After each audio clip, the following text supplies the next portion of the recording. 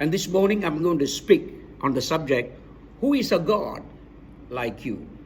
தேவரீருக்கு ஒப்பான தேவன் யார் என்ற தலைப்பில் நான் வாசிக்கிறோம்.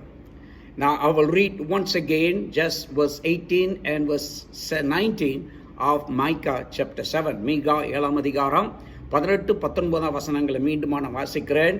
And the prophet says, who is a God like you, pardoning iniquity and passing over the transgression of the remnant of his heritage?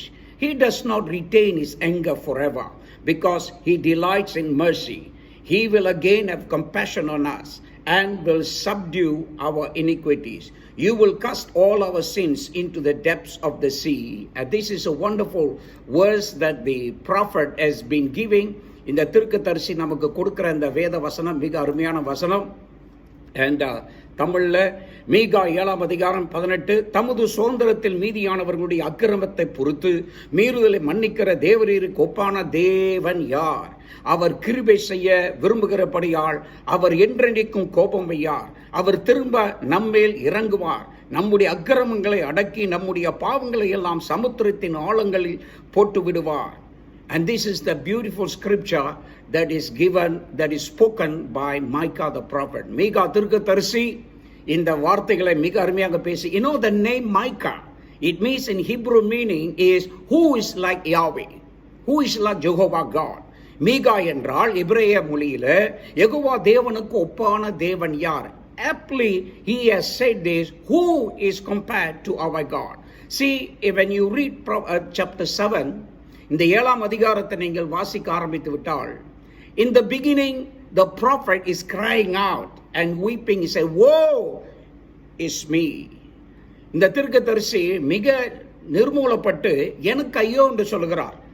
Watch verse 9, it says, நான் கர்த்தருக்கு விரோதமாக பாவம் செய்தேன்.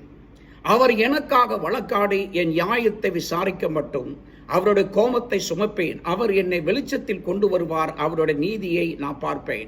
He says, I am sinful, I am wretched, I am part of one of those who have sinned against God. தேவனுக்கு விரோதமாக பாவம் செய்தவர்களுக்கு அவர்களோடு நானும் இருக்கிறேன் என்று சொல்லி ஒப்பாரி வைக்கிறத நான் பார்க்கிறோம். But then now we look away. Now he is doing something. He is looking away from himself and he's looking to God, and he says, who is God? Who is a God like you? தன்னை இவ்வளவு நேரம் நோக்கி பார்த்து தன்னுடைய அகோர நிலைமைகளை பார்த்து அவன் வியாகுலப்பட்ட இந்த தீர்க்கதரிசி இப்போ தேவனுக்கு அவனுடைய கவனங்களை தேவனுக்கு நேராக திருப்பி, நம்முடைய தேவனை போல் யார் இருக்கிறார்? நம்முடைய தேவனை போல் யார் இருக்கிறார்? Man's gods are no match for the creator of all universe. அகிலத்தை உண்டாக்கின தேவனுக்கு ஒப்பான மனிதனுடைய கைகளால் உருவாக்கப்பட்ட தெய்வங்கள் ஈடாக முடியாது. The deities invented by the mind of men or people themselves, they are frivolous and weak.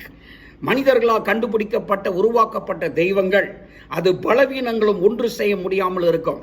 When the heathens looked at Israel, the people, the nations around, they looked up at Israel. And Israel at this time was struggling and weak. They laughed at her, claiming to be, they said, you claim yourself to be the people of Almighty God, who said, I was the King of Kings. இஸ்ரவேல அந்த நாட்களில் சுற்றிலும் இருந்த தேசத்தினர் இஸ்ரவேலை பார்த்து, இஸ்ரவேலர்கள் பயங்கர கொடூரத்திலையும் கடுமையாக அவர்கள் தண்டிக்கப்பட்டார்கள். அந்த தண்டனை அந்த தேசத்தாரெல்லாம் பார்த்து, சரிங்களா, நீங்களா சர்வ வல்ல தேவனுடைய ஜனங்கள் என்று சொல்லுகிறீர்களே, உங்களுக்கு இந்த நிலைமை அப்படின்னு சொல்லி பகிடி செய்தார்கள். But actually the problem was not with God. It was the problem with Israel itself.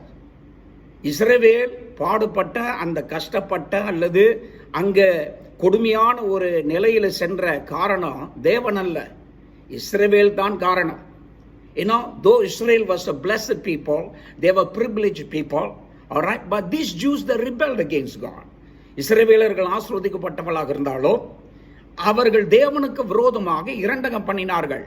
They fought each other for power and wealth. ஒருத்தரை ஒருத்தர் அவங்க அதிகாரத்திற்காகவும் சொத்துக்காகவும் ஒருத்தரை ஒருத்தர் அழிக்க ஆரம்பித்தார்கள். They broke God's laws and lived to to satisfy their desires and prevented and perverted the ways. அவர்கள் தங்களுடைய வழிகளை கரைப்படுத்தி தங்களுடைய இச்சைக்காக வாழவே அவர்கள் பிரயாசப்பட்டு அப்படிதான் வாழ்ந்தார்கள். And God's long suffering on Israel has come to an end. இஸ்ரவேலை குறித்து தேவன் இவ்வளவு காலம் பொறுமையா இருந்தார் இல்லையா? இதெல்லாம் செஞ்சும் கூட அவர் பொறுமையாக இருந்தார். அவருடைய பொறுமை இப்போ ஒரு முடிவுக்கு வருகிறது. His patience, God's patience has served his purpose and the time of judgment has come. தேவன் பொறுமையாக இருந்த நாட்கள் முடிவடைகிறது. இப்பொழுது நியாய தீர்ப்பு நேரம் வந்துவிட்டது. No, God is not going to bless forever when his ways are ignored. தேவனுடைய வழிகளை நாம் அசட்ட செய்கிற வரைக்கும் ஆண்டவர் தொடர்ந்து ஆசீர்வதிக்க போறது கிடையாது. So when these things are happening, the pagan nations, they were so proud and arrogant and they were condemning Israel. இஸ்ரவேலர்கள் இப்படியாக தண்டிக்கப்படும் பொழுது சூழ்ந்திருந்த அந்நிய தேசத்தார் அவர்கள் என்ன செய்தார்களாம்? இஸ்ரவேலை அவர்கள் நையாண்டி பண்ணவும் கிண்டல் பண்ணவும் கேலி பண்ணவும் ஆரம்பித்தார்கள். And God came into that scene. This is the time.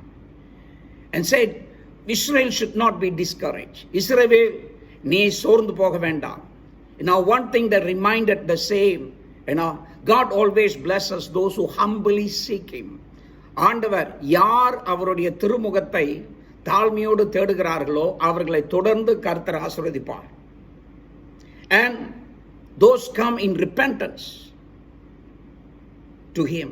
கர்த்தரிடத்துல மனம் திரும்புதலோடு வருகிறவர்களுக்கு கர்த்தர் அங்கு மன்னிக்கிறவரா இருக்கிறார், அவர்கள் ஆசீர்வதிக்கிறார்.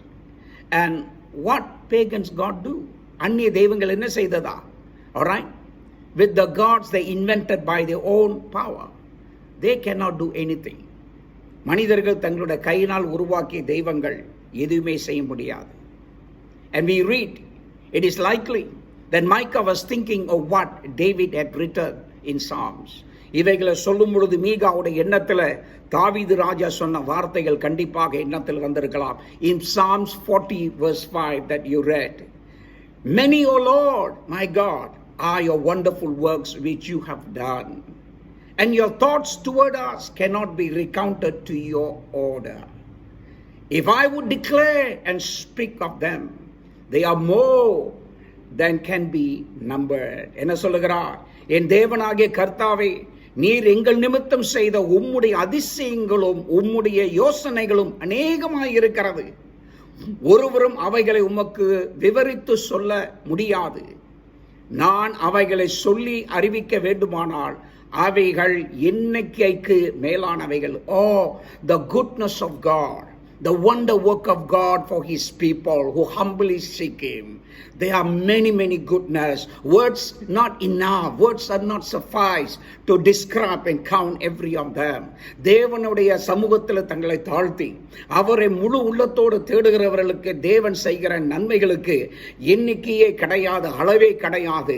அவர் அபரிவிதமாக நம்மை ஆசீர்வதிக்கிற கர்த்தராக இருக்கிறார். He's a God that blesses us abundantly when we seek him with all our hearts. நம்முடைய உள்ளத்தோடு அவரை தேடும் பொழுது கர்த்தர் நம்மை ஆசீர்வதிக்கிற தேவனாக இருக்கிறார். What makes God of the Bible different? இந்த பைபிளுடைய தேவன் வித்தியாசமாக செய்கிறது என்ன? What is so wonderful about him? அவரை குறித்து வியப்பான காரியங்கள் என்ன? Micah began to show those things. ஏன் என்னுடைய தேவனுக்கு ஒப்பான தேவன் யாரும் கிடையாது என்பதை மீகா இங்கு கீழே விளக்க ஆரம்பிக்கிறார். When you read the whole book of Micah, you will discover how this prophet began to expound on the character and of God. தேவனுடைய பண்புகளையும் தேவனுடைய குணங்களையும் இந்த மீகா தீர்க்கதரிசி மிக அழகாக விவரித்து சொல்கிறார். இதுக்காகத்தான் நான் வேத வசனத்தை சீராக வாசிக்கணும். When you begin to read the word, look and search for the character of God, what it says about God, because when we read the word, we want to know the God of the Bible. நாம் ஒவ்வொரு தடவை பைபிளை வாசிக்கும் பொழுதெல்லாம் இந்த பைபிளுடைய தேவனை அறிந்து கொள்ளத்தான் நாம் விரும்புகிறோம். We want to know the God of this Bible. And Micah has something to say about the God of the Bible, whom he says, who is like our God? எங்களுடைய தேவனைப் போல, யெகோவா தேவனைப் போல தேவனுண்டோ? வேறு தெய்வம் இல்லை. ஏன் என்பதை அவர் எடுத்து காண்பிக்கிறார்.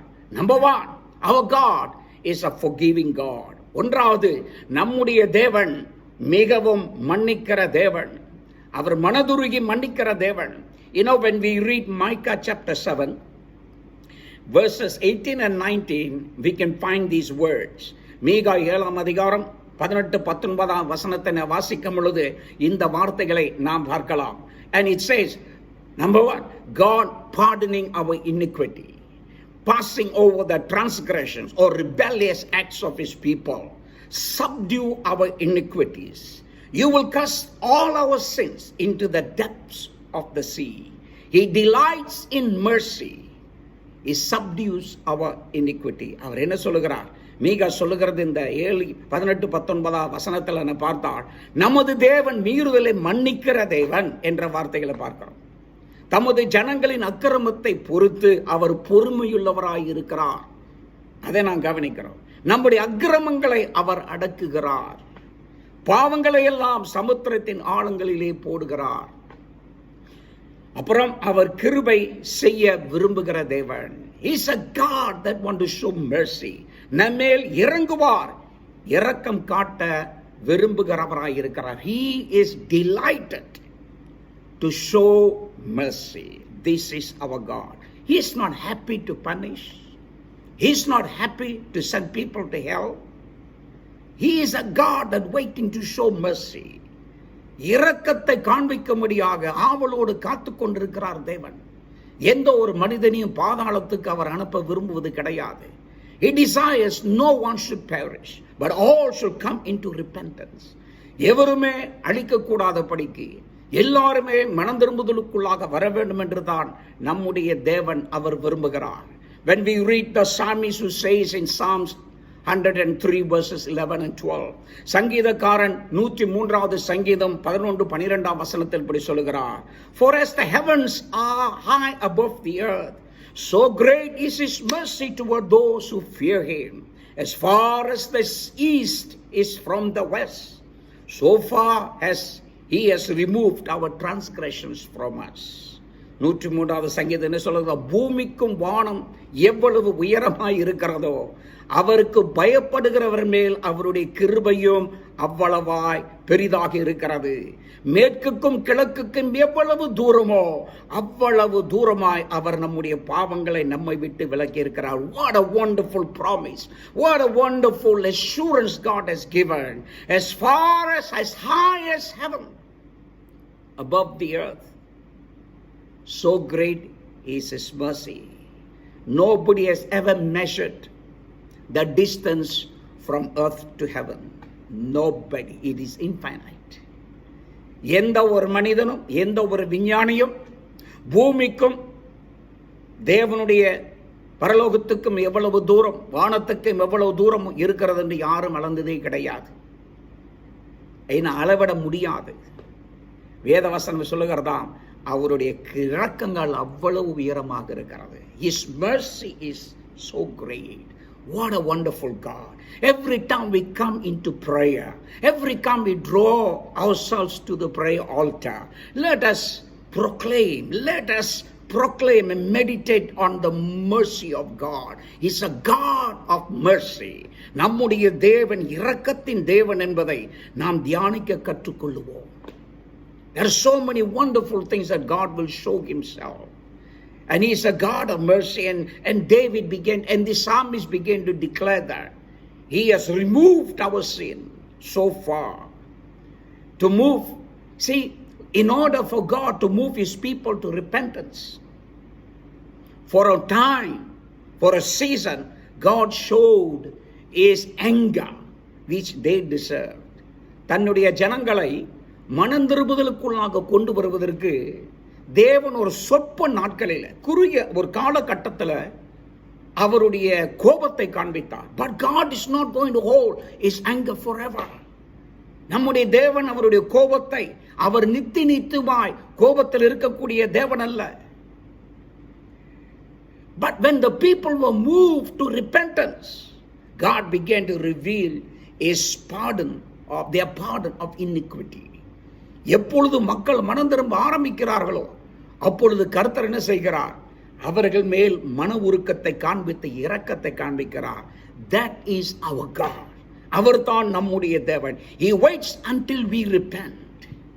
Until the time we see the terror of God. We see the mighty works of God all around us. நாம் மனம் திரும்புகிற வரைக்கும் நம்மை சுற்றிலுமாக தேவனுடைய பயங்கர கோபாக்கினை தீர்ப்பை என பார்க்கிறோம்.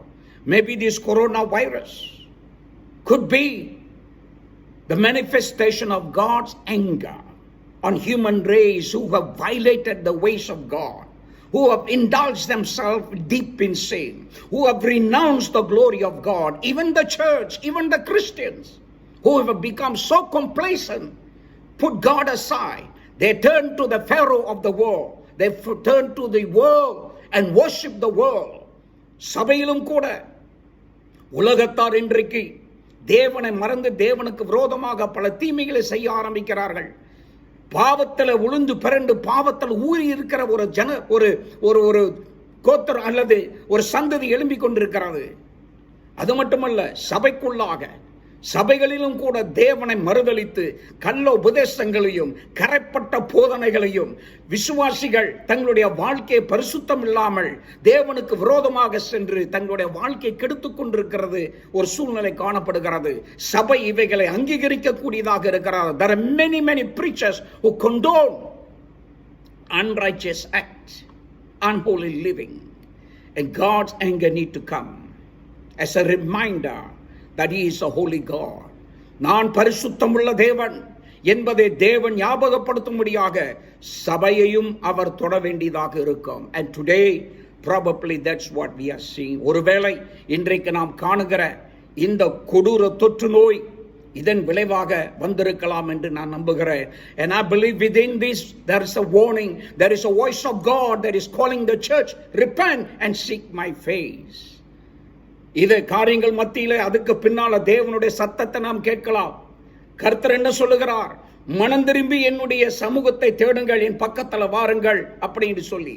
So God began to show His anger, but He's also showing His mercy.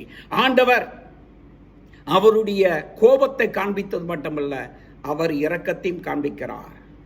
You know, God made that love known by giving His ancient covenant promises. That's what he is quoting.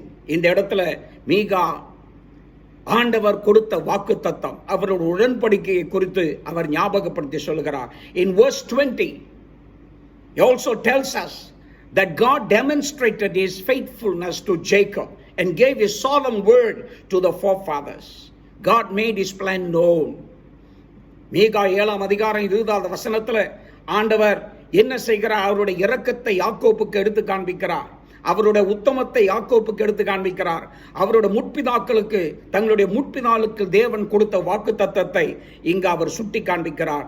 In verse 20 it says, you will give truth to Jacob and mercy to Abraham, which you have sworn to our fathers from days of old. தேவரீர் பூர்வ நாட்கள் முதல் எங்கள் பிதாக்களுக்கு ஆணையிட்ட சத்தியத்தை யாக்கோபுக்கும் கிருபையை ஆபிரகாமுக்கும் கட்டளையிட்டீர். ஆமாம், என்ன செய்க? What is he doing? He is drawing back from these promises that God has made to Abraham. God has made the promise to Israel. He says, this is the God. And he hangs on the promise of God. He said God will show His favor. தேவன் தம்முடைய இரக்கத்தை காண்பிப்பார். தேவன் கண்டிப்பாக தம்முடைய தயவை காண்பிப்பார். ஏனென்றால் அவர் ஆபிரகாமுக்கு வாக்கு கொடுத்திருக்கிறார், யாக்கோபுக்கு வாக்கு கொடுத்திருக்கிறார். When Israel was going through this pain, this trial and this hard season, this prophet began to turn to the promise of God. He said, hey, there is a hope. God is not going to be angry forever. இஸ்ரவேல் கடும் நியாயத்தீர்ப்புக்குள்ளாக கடந்து செல்லும் பொழுது வேதனை எங்கு பார்த்தாலும் இதன் மத்தியிலே இவர் என்ன செய்கிறார்? தேவனுடைய வாக்கு தத்தத்தை ஞாபகப்படுத்தி அதை அவர் அறிக்கையிட ஆரம்பிக்கிறார். You know, God has pledged His solemn oath to carry out His plan. தேவன் தம்முடைய திட்டங்களை நிறைவேற்றுவதற்கு அவர் வாக்குறுதி கொடுத்திருக்கிறார். There are promises that given to Abraham brought hope to Micah. ஆபிரகாமுக்கு தேவன் கொடுத்த வாக்குத்தத்தங்கள் மீகாவுக்கு ஒரு நம்பிக்கை கொடுத்ததாம். And they are still hope for us today. அந்த நம்பிக்கை நமக்கு இன்றைக்கும் இருக்கிறது. Because God who made them remains faithful to his word. அவர்களை உண்டாக்கிய தேவன் அவருடைய வார்த்தைக்கு உண்மையுள்ளவராய் இருக்கிறார். God's word and his promises never expires. They are eternal as God himself. தேவன் கொடுத்த வாக்குத்தத்தமும் ஒருபோதும் அது அழிந்து போகாது. ஏனென்றால் அவருடைய வார்த்தை அவரை போல நித்தியமா இருக்கிறது. That's why you can always depend. Let the word of God become the anchor of your soul, even in the time when you have to walk through the valley of shadow of death. மரண இருளின் பள்ளத்தாக்கிலே நடந்து போக கூடியதாக இருந்தாலும் கர்த்தருடைய வார்த்தை உங்க வாழ்க்கைக்கு நங்கூரமாக அங்கு கிட்ட வரட்டும். That's why it's so important to fill ourselves with the word of God, so that we know when the time comes, we know how to tap into the resources of God and draw strength and life into our soul. இதனால தான் தேவனுடைய வார்த்தையால் நம்முடைய ஆத்மாவை நிரப்ப வேண்டியது ரொம்ப முக்கியங்க.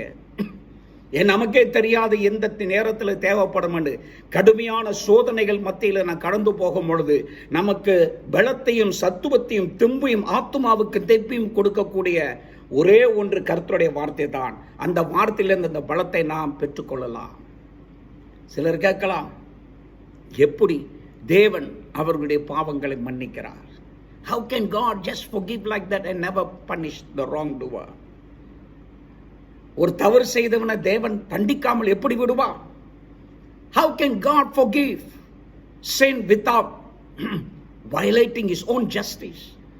தன்னுடைய நீதியை மீறாமல் எப்படி ஆண்டவர் ஒரு தவறு குற்றம் செய்தவனை மன்னிக்க முடியும்? You know,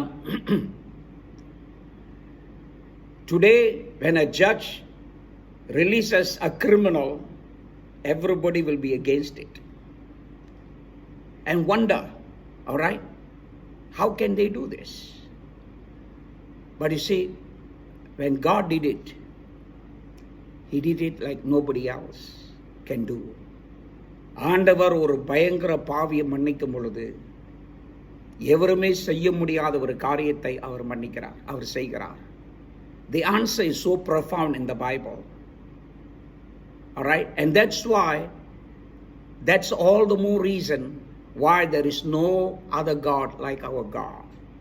இவ்வளவு பெரிய பாவிகளையும் மன்னிக்க கூடிய தேவன் என்று வேதவசனம் சொல்லுகிறது அல்லவா? அதனால தான் நம்முடைய தேவனை போல வேறு தேவனும் இல்லை. God satisfied justice by the work of Jesus Christ. இயேசு கிறிஸ்துவினுடைய அவருடைய பூர்ண கிரியைகளினால் அவர் நிறைவேற்றிய கிரியைகள் மூலமாக தேவன் தமது நீதியை செயல்படுத்தினார். He did not set aside justice, but he fulfilled the justice through Jesus Christ. Now when Jesus was born as the promised Messiah to save his people, ஆண்டவர் இயேசு கிறிஸ்து மேசியாவாக தன்னுடைய மக்களை ரட்சிக்க அவர் பிறந்த பொழுது அந்த வாக்குத்தத்தத்தை நேரும் பொழுது Jesus suffered and died to meet the demands of God's justice. தேவனுடைய நீதியை நிறைவேற்றும்படியாக ஆண்டவர் இயேசு பாடுகள் பட்டு சிலுவையில் மரித்தார். And on the cross he took your place and my place. சிலுவையில் ஆண்டவர் இயேசு கிறிஸ்து உங்களுடைய நிலையும் என்னுடைய நிலையும் அவர் எடுத்து உங்கள் பாவங்களையும் என்னுடைய பாவங்களையும் அவர் சுமந்து மரித்தார் என்று பார்க்கிறோம். He satisfied the demand of the divine court of heaven. பரலோக நீதிமன்றத்தினுடைய கோரிக்கைகளை ஆண்டவர் இயேசு கிறிஸ்து நிறைவேற்றினார் சிலுவையில். That's why pardon can be made for all those who come to the Father through the Son. குமாரன் மூலமாக பிதாவினிடத்தில் வருகிற ஒவ்வொருத்தருக்கும் தேவன் மகாபெரிய இரக்கத்தை வழங்குவேன் என்று சொல்லுகிறார். And therefore those of you who are out there who have not received the Lord Jesus Christ, or those of you who are backslidden from the Lord, it's a time that you surrender your life to the Lord Jesus Christ, turn back to him that you may have pardon from the Lord. கர்த்தருக்கு விரோதமாக சென்று கர்த்தரை விட்டு விலகி பாவத்தில் ஜீவித்துக் கொண்டிருக்கிற முன்னாள் தேவ பிள்ளைகளாக இருக்கிறவர்களும் இதுவரைக்கும் ஆண்டவர் அறியாதவர்களாக இருந்து கொண்டிருக்கிறவர்களாக இருப்பீர்கள் என்றால் இந்த நாள் தான் உங்களுக்கு குறிக்கப்பட்ட நாள். அன்பானவர்களே, மனம் திரும்பி ஆண்டவர் இயேசுவிடத்தில் வாருங்கள், அவருடைய இரக்கத்தை நாடுங்கள், கர்த்தர் உங்களை மன்னிப்பார். Who is a God like you? There is none compares to you. நமது தேவனுக்கு ஒப்பான தேவன் இல்லவே இல்லை. அவரை போல தேவர் இல்லை. Other verses in God's word confirm these sweeping qualities of God's forgiveness of our sin. வேத வசனத்தில் மற்ற வாக்கியங்கள் இருக்கிறது, தேவன் நம்முடைய பாவங்களை எப்படியாக மன்னிக்கிறார் என்று. We are told, number one, in Psalms 103, just now we read verse 12, 12 வசனம் 103வது சங்கீதத்தில், He removes our sins as far as east from the west. மேற்குக்கும் கிழக்குக்கும் எவ்வளவு தூரமோ அவ்வளவு தூரமாய் அவர் நம்முடைய பாவங்களை நம்ம விட்டு விலக்குகிறார். And then in Isaiah 1:18, completely cleanses us from the stain of sin. ஏசாயா 1:18 வாசிக்கிறோம், அவர் நம்முடைய பாவங்களை உறைந்த மலையைப் போல் அவர் வெண்மையாக்குகிறார் என்று சொல்லுகிறதா. And then Isaiah 38:17, ஏசாயா 38:17, He throws our sins behind His back. என் பாவங்களை எல்லாம் உமது முதுகுக்கு பின்னாக அவர் எறிந்து விடுகிறீர் என்று சொல்லப்பட்டிருக்கிறது. And Jeremiah 31:34, He remembers our sins no more. எரேமியா 31:34, நான் அவர்கள் அக்கிரமத்தை மன்னித்து அவர்கள் பாவங்களை இனி நினையாதிருப்பேன் என்று சொல்லுகிறதா. In Micah 7:19, just now we read, He subdues or treads our sins underfoot. நம்முடைய அக்கிரமங்களை அவர் அடக்கி விடுகிறார் என்று மீகா 7:19 வாசிக்கிறோம். And same verse 19, He cast our sins into the depths of the sea. பாவங்களை எல்லாம் சமுத்திரத்தின் ஆழங்களிலே போட்டு விடுகிறார் என்று மீகா 7:19 வாசிக்கிறார். All this are confirming the forgiving nature of God, that God is a God that wants to forgive. நம்முடைய தேவன் மன்னிக்கிற தேவன். அவரிடத்துல மனம் திரும்புதலோடு வருகிற மனிதனை மன்னிக்கிறார். Whoever comes in repentance, God receives the person. That's why there is no God like our God. நம்முடைய தேவனைப் போல வேறு தேவன் இல்லை என்று வேதவசனம் சொல்லுகிறது. Not only this, we read there is also hope and promise given, where the prophet began to reflect on God, promises of God. இந்த தீர்க்கதரிசி சொல்லும் பொழுது தேவனுடைய வாக்குத்தத்தங்களை ஞாபகப்படுத்தி அதில் அவர் நம்பிக்கை கொள்ளுகிறார் என்று இதுக்கு முன்பாக நான் சொன்னேன். And what kind of hope we can have? Number one, there is hope for lonely and discouraged. தனியாக தனித்து வைக்கப்பட்டு புறக்கணித்தவர்களுக்கு தேவன் தான் நம்பிக்கையாக இருக்கிறார். It is very tragic when you feel isolated and alone. நாம் வெறுக்கப்பட்டவர்களாக, ஒதுக்கப்பட்டவர்களாக, நிர்பந்தம் பண்ணப்பட்டவர்களாக இருக்கும் பொழுது அந்த சூழ்நிலை மிகவும் வேதனையானது. ஆனால் அவர்களுக்கு கர்த்தர் வார்த்தை நம்பிக்கை கொடுக்கிறது. Alright? When we feel there is no more hope and things are getting worse, நம்ம சுற்றிலுமாக எல்லாமே மோசமாக போயிட்டு இருக்கு, எல்லாம் தோல்வியாக போயிட்டு இருக்கிறது என்ற ஒரு சூழ்நிலைக்குள்ளாக நாம் வரும் பொழுது நமக்கு நம்பிக்கை தரக்கூடியது கர்த்தருடைய வார்த்தை, அவருடைய வாக்குத்தத்த நம்பிக்கை கொடுக்கிறது. And this is when we read in 1 Kings chapter 19 verse 14, how the prophet Elijah felt. எலியா தீர்க்கதரிசி 1 ராஜாக்கள் 19:14 அவர் இப்படித்தான் உணர்ந்தார், அதை சொல்லுகிறார்.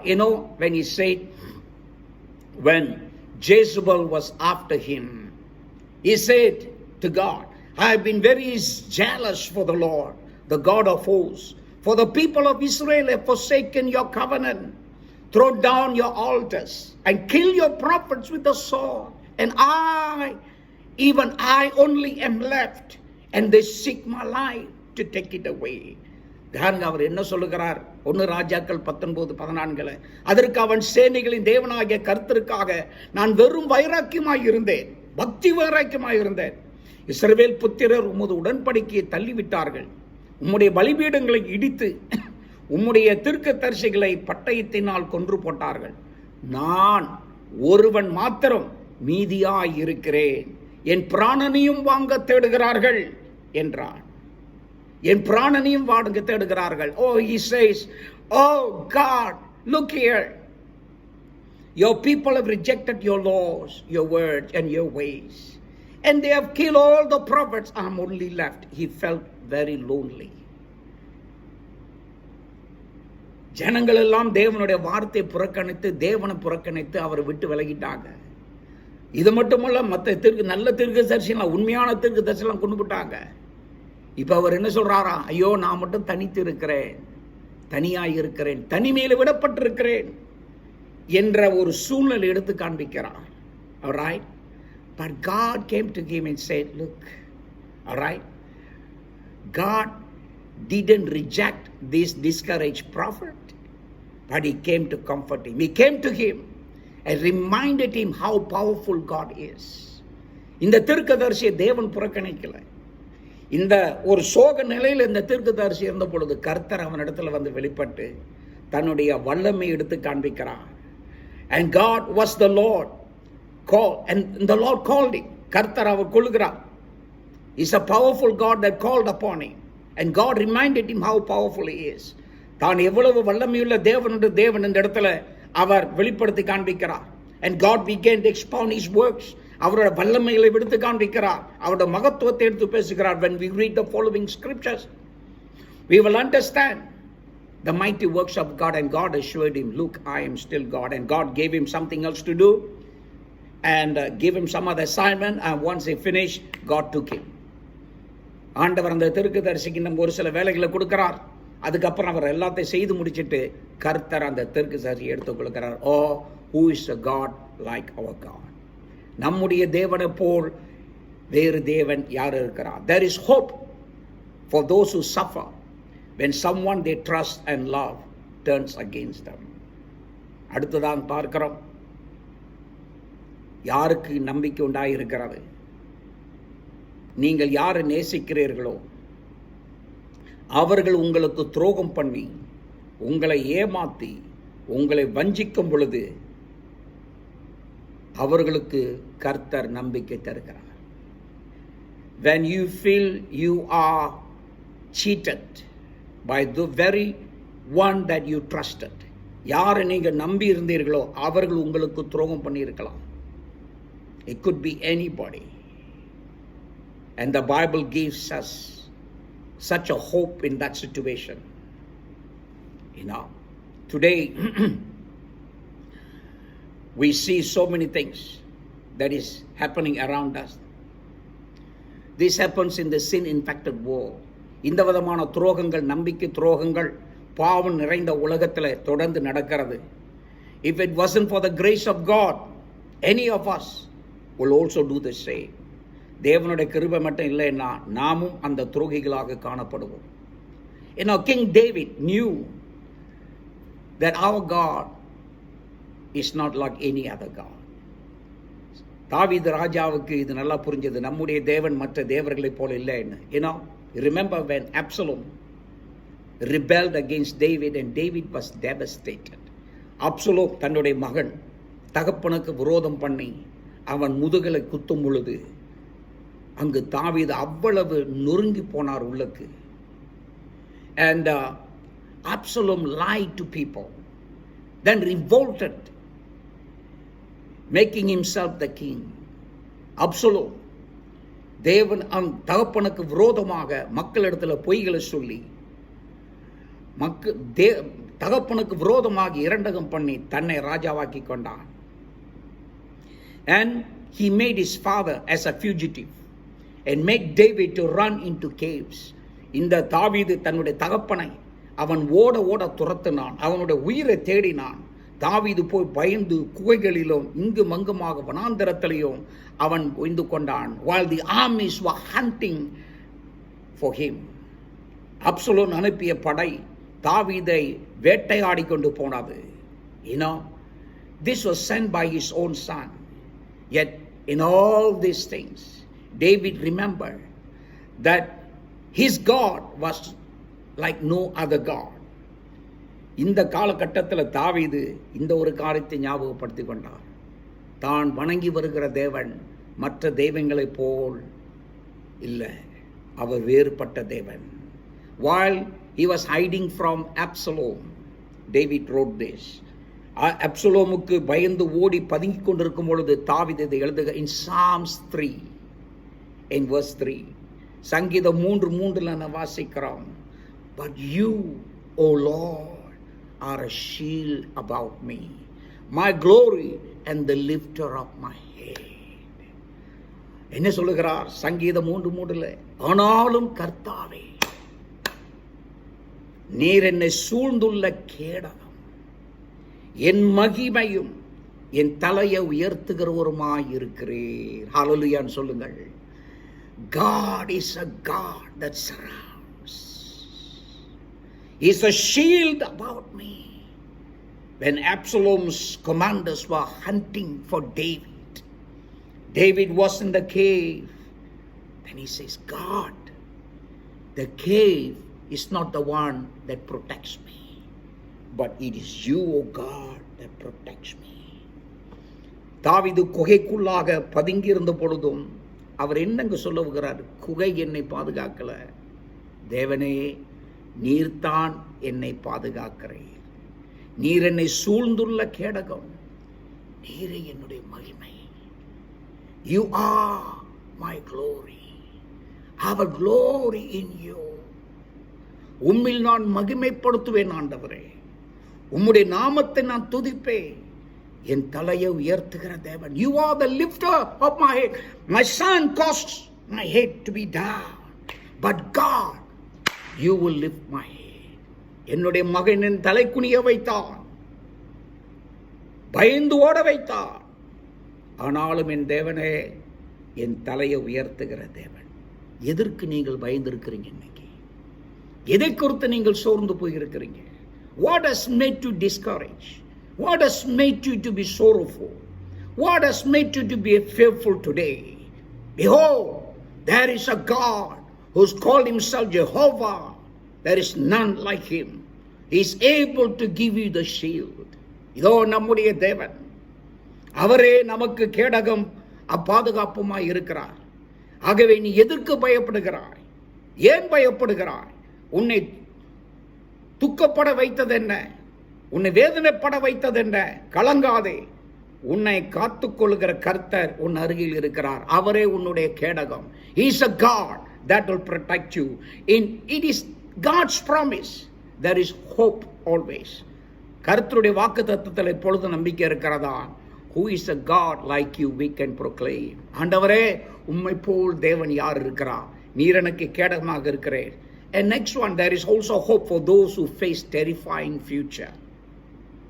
Terrifying future. தங்களுடைய எதிர்காலங்கள், பயங்கரமான எதிர்காலங்களை சந்தித்துக் கொண்டிருக்கிற உங்களுக்கு கர்த்தர் அங்க நம்பிக்கை தருகிறார். In this pandemic crisis, there are people who are losing jobs, or threats of infection all around. Business are beginning to collapse. They're very evident all around us. Fear of losing our loved ones and so close to us. People who are grieving over the death of their loved ones here and everywhere. Where do we turn for hope? இந்த corona தொற்று வியாதியின் காரணமாக இந்த பாதிப்பு பலர் வேலைகளை தங்களுடைய தொழிலை இழக்கக்கூடிய சூழ்நிலைக்கு தள்ளிவிட்டது. பலவிதமாக இந்த வியாதி எங்களை தொற்றிக்கொள்ளுமோ என்ற அச்சத்தில் பலர் இருக்கிறார்கள். உலகமே காணப்படுகிறது. வணிகங்கள் எங்கு பார்த்தாலும் வியாபாரங்கள் அங்கு நஷ்டத்துக்குள்ளாக சென்று விடுகிறது. இன்னும் பலர் நாங்கள் நேசிக்கிற அவங்களுக்கு ஏதாவது வந்துருமோ, அல்லது நேசிக்கிறவர்கள் இந்த வியாதியினால மரித்து போன வேதனை பலர் அவர்களை பிடித்து கொண்டிருக்கிறது. இன்னும் சிலருக்கு இந்த மரண பயம் எங்குமாக காணப்படுகிறது. இப்படிப்பட்ட ஒரு நிர்பந்த சூழ்நிலையில நாம் எங்கு திரும்ப வேண்டும்? Where could we turn for hope? Now, one of the best example that I can give you in the scripture, when 3 Hebrew children or the teenagers who are being forced to worship an idol during Babylonian captivity. பாபிலோனிய சிறையிருப்பில் 3 இளம் வாலிப தம்பிகள் அந்நிய தெய்வத்தை வணங்க சொல்லும் பொழுது, அந்த ஒரு மிரட்டலுக்குள்ளாக அவர்கள் கொண்டு போகப்படும் பொழுது அவர்கள் வெளிப்படுத்திய நம்பிக்கையை ஞாபகம் வருகிறது. You remember the 3 names, Shadrach, Meshach and Abednego. Alright? Shadrach, Meshach, Abednego என்ற 3 இளைஞர்களை குறித்து நீங்கள் ஞாபகம் வைத்திருப்பீர்கள். They were told that if they did not bow down and worship the golden image, they would be cast into the blazing fire. இவர்கள் இந்த சொரூபத்தை, தங்கத்தால் செய்யப்பட்ட சொரூபத்தை வணங்காவிட்டால் அக்னியிலே தூக்கி போடப்படுவார்கள் என்று மிரட்டலுக்குள்ளாக அவர்கள் கொண்டு வரப்பட்டார்கள். And let me tell you, see, these young guys, they couldn't act against God in their conscience. They say, I will not go against my God. We will not bow down to this idol. எங்களுடைய மனசாட்சிக்கு விரோதமாக எங்கள் தேவனுக்கு துரோகம் பண்ண மாட்டோம், இந்த சொரூபத்தை நாங்கள் வணங்க மாட்டோம் என்று அவர்கள் மிக நம்பிக்கை உறுதியோடு சொன்னார்கள். They were facing death. Death is so imminent. And in the midst of facing death, they still began to boldly say, no, we are not going to bow to the demand of this heathen God. இந்த அந்நிய தெய்வத்திற்கு நாங்கள் ஒருபோதும் தலை வணங்க மாட்டோம், நாங்கள் இந்த பயத்துக்கும் விரட்டலுக்கும் தலை குனிய மாட்டோம் என்று சொல்லுகிறதாம். And this is what they said is recorded in Daniel chapter 3 verses 17 to 18. தானியேல் 3ஆம் அதிகாரம் 17 18 வசனத்தை நாம் வாசிக்கும் பொழுது இப்படியாக வாசிக்கிறோம். They said, இவர்கள் சொல்லுகிறார்கள், if this be so, our God whom we serve is able to deliver us from the burning fiery furnace, and he will deliver us out of your hand, O king. But if not, be it known to you, O king, that we will not serve your gods or worship the golden image that you have set up. அவர்கள் சொன்ன வார்த்தை கவனிங்கள். மிக தைரியத்தோடு சொல்லுகிறார்கள், நாங்கள் ஆராதிக்கிற எங்கள் தேவன் எங்களை தப்புவிக்க வல்லவராய் இருக்கிறார். அவர் எரிகிற அக்னி சூளைக்கும் ராஜாவாகிய உம்முடைய கைக்கும் நீங்களாக்கி விடுவிப்பார். அடுத்த வசனத்தை கவனிங்கள். விடுவிக்காமல் போனாலும் நாங்கள் உம்முடைய தேவர்களுக்கு ஆராதனை செய்வதும் இல்லை, நேர் நிறுத்தின பொற்சிலையை பணிந்து கொள்வதும் இல்லை என்று என்கிறது ராஜாவாகிய உமக்கு தெரிய கடவுது என்றார்கள். There is no reason to think they weren't terrified of what was about to happen. They understood that they might be burned to death. கவனிங்கள், என்ன நடக்க போகிறது தெரியாதவங்க இல்லை, அவங்களுக்கு நல்லா தெரியும் இன்னும் கொஞ்ச நேரத்தில் அங்கு சுட்டரிக்கப்படுவார்கள் என்று. But they knew one more thing. அவர்களுக்கு இன்னொரு காரியம் தெரியுங்க. They know that they're going to die. They know that they're going to be burned to death. But they also know one more thing, that their God is not like any other God. அவர்கள் சுட்டரிக்கப்பட போகிறோம் அறிந்திருந்தாலும் இன்னொரு காரியத்தை அறிந்திருந்தார்கள். என்ன அறிந்திருந்தார்களாம்? நாங்கள் ஆராதிக்கிற தேவன் அவர்கள் தேவனை போல் இல்லை. ஆமென். நாம் ஆராதிக்கிற தேவன் எந்த தெய்வங்களுக்கும் ஈடானவர் அல்ல. ஹல்லேலூயா.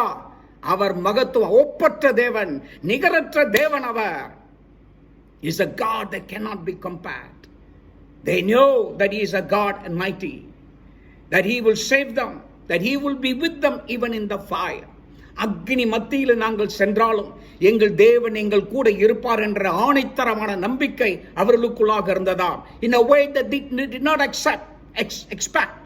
அவர்கள் எதிர்பாராத ஒரு காரியங்கள் அங்கு நடந்தது. கர்த்தர் அவர்கள் மத்தியில் in the midst of the fire, the Son of God was there.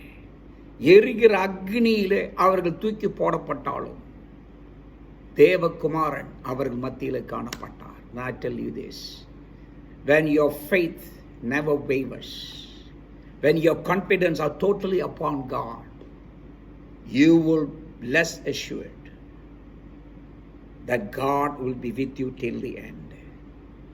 எப்பொழுதெல்லாம் நீங்கள் நொறுக்கப்பட்டு நிந்திக்கப்பட்டு உங்களுடைய வாழ்க்கையில கைவிடப்பட்டவர்களாக காணப்படுகிறீர்களோ, இந்த ஒரு காரியத்தை தயவு செய்து புரிந்து கொள்ளுங்கள்.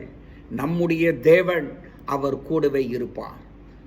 நீங்கள் ஆராதிக்கிற தேவன் அவர் உங்களை மறந்து போவது கிடையாது. He never forgets. He is always with you. Remember this. Though we hear so many things around us today, so much of danger that is surrounding, let us know that there is a God who is alive. And that's a God that we worship. And He is a God that is able to deliver us. Hallelujah. நம்மை சூழ்ந்து பயங்கரங்கள் சூழ்ந்து கொண்டு இருந்தாலும் ஒரு காரியத்தை புரிந்து கொள்ளுங்கள். நாம் வணங்குகிற தேவன் என்பவர் ஒருவர் இருக்கிறார். அவரே மெய்யான தேவன். அவர் நம்ம இந்த நிர்பந்தமான நிலையிலிருந்து பாதுகாத்துக் கொள்ள வல்லவர் என்று நாம் அறிந்திருக்கிறோம். ஹல்லேலூயா. அவர் நம்மை காத்துக் கொள்ளுவார். ஆமென். ஹல்லேலூயா. See, God has given us faith to trust in Him. தேவனை நம்புவதற்கு தேவன் நமக்கு விசுவாசத்தை தந்திருக்கிறார். But God has also given us the brain so that we can do things wisely. நமக்கு அறிவையும் தந்திருக்கிறார். விசுவாசத்தை தந்தவர் அறிவையும் தந்திருக்கிறார், ஞானத்தை தந்திருக்கிறார். ஞானத்தை பயன்படுத்தி சரிங்களா ஞானமா நடந்து கொள்ளணும். We must know how to exercise wisdom.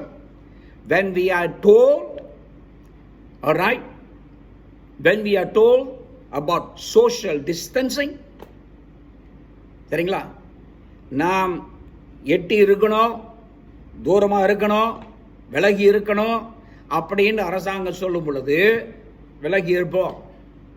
சரிங்களா, கண்ட இடத்துல மேயாதீங்க அப்படின்னு சொல்லும் பொழுது மேயாமல் இருப்போம். Listen, this is very important.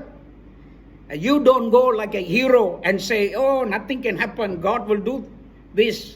ஆண்டவர் இதெல்லாம் பார்த்துக்கோ, இது என்னது இப்படி, இது என்ன வைரஸ் அப்படி. This is what the guys who told in America, some of the preachers, and that preacher died. ஒரு பிரசங்க இப்படி தான் சொல்லிக்கிட்டு இருந்தார். கொரோனாவா, அதை ஒன்றும் செய்யாது, அது என்னை ஒன்றும் செய்யாது. சரிங்களா, இந்த மாதிரி சொல்லி அந்த மனுஷன் செத்தே போயிட்டான். இதே மாதிரி எத்தனை விசுவாசிகள் இந்த மாதிரி அனுப்பினா தெரியல. ஆண்டவர் விசுவாசத்தை கொடுக்கிறார், அவர் நம்ப ஞானத்தை கொடுக்கிறார், நான் நிதானமாக காரியத்தை செய்ய. God has given us the faith to believe in Him, but also given us the wisdom to do things wisely. Amen. You know, when God was over Israel, ஆண்டவர் இஸ்ரவேலின் தேவனாக இருக்கும் பொழுது, He is the one who is protecting them. அவர் தான் அவர்களை பாதுகாத்தார். But God gave them instructions, hygienic instructions, how they should keep washing their hands. When they go out and come back, they need to clean themselves. இஸ்ரவேலருக்கு ஆண்டவர் சொன்னது பாருங்க, அவர்களை பாதுகாக்கிற தேவனாக இருந்தாலும் அவர்களுக்கு வார்த்தை கொடுக்கிறார், சுகாதார முறைப்படி எப்படி வாழணும்னு சொல்லி. வெளியே போகும்போது உள்ளுக்கு வர கையை கழுவுங்க என்ன, பாதுகாக்கிற தேவன் தான், சுகாதார காரியத்தையும் சொல்லுகிறார். ஆமென். அதனால எனக்கு விசுவாசம் இருக்கு, எனக்கு ஒன்றும் வராது, நான் எங்கேயும் போயிட்டு வருவேன் அப்படின்னா நீ அப்படியே போயிடுவேன். சரிங்களா, அப்படியே போயிடுவேன். இந்த கொரோனா வியாதியில் ஈடுபட்டு சிக்கிட்டா, யார் செத்தா யாருமே கிட்ட வர முடியாதுங்க. கண்டிப்பாக நான் வந்து ஆராதனை நடத்தவே மாட்டேன். புரியுதுங்களா? அதனால யாரும் போயிடாதீங்க. ஆமென். ஹல்லேலூயா. உங்களுக்காக ஜெபம் பண்றேன், யாருமே போகக்கூடாது, உங்களை தொடாது அப்படின்னு சொல்லி. ஹல்லேலூயா. கர்த்தருக்கு ஸ்தோத்திரம்.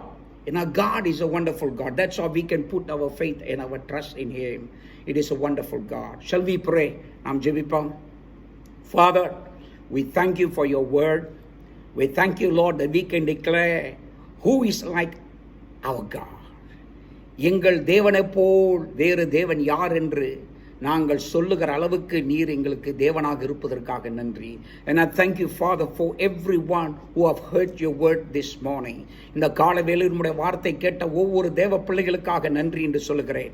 Father, I pray your favor to be upon them.